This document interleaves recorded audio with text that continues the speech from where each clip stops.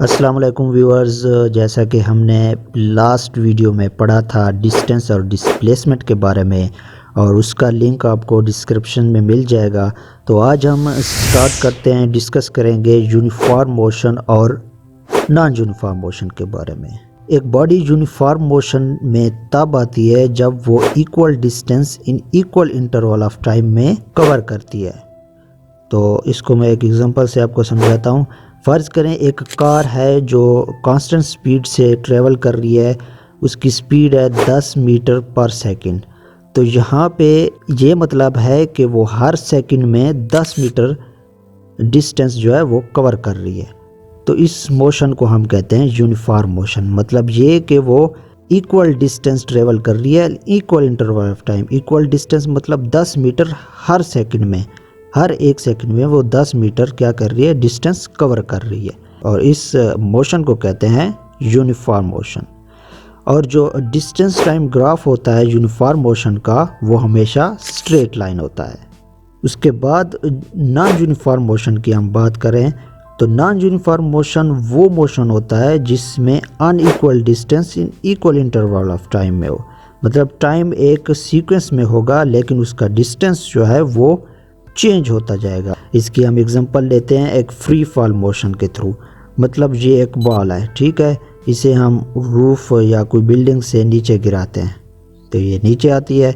तो यहाँ पे देखें कि जब ये ऊपर होती है फर्स्ट सेकंड में इसने डिस्टेंस कवर किया होता है 4.9 मीटर फ़र्ज़ करें, लेकिन सेकंड में 14.7 मीटर और थर्ड सेकंड में इसने क्या किया होता है 24.5 मीटर ये डिस्टेंस कवर करती है बॉल, ठीक है, एंड सो ऑन। तो यहाँ पे देखें, यहाँ पे इस टाइम जो है वो एक in equal interval of time है। टाइम क्या है, एक सीक्वेंस में है, लेकिन जो इसका डिस्टेंस है वो डिफरेंट है, अनइक्वल है, ठीक है। इस तरह के मोशन को कहते हैं नॉन यूनिफॉर्म मोशन। और जो जितने भी फ्री फॉल ऑब्जेक्ट्स हैं ये सारे फॉलो करते हैं नॉन यूनिफॉर्म मोशन को। इसी तरह ट्रेन्स भी इसी केस में आ जाती हैं, नॉन यूनिफॉर्म मोशन के केस में आ जाती है।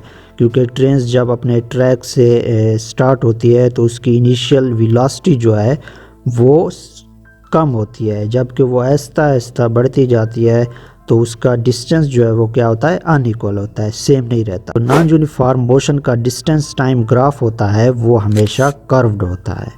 और इसके अलावा नॉन यूनिफॉर्म मोशन को हम एक्सेलरेटेड मोशन भी कहते हैं।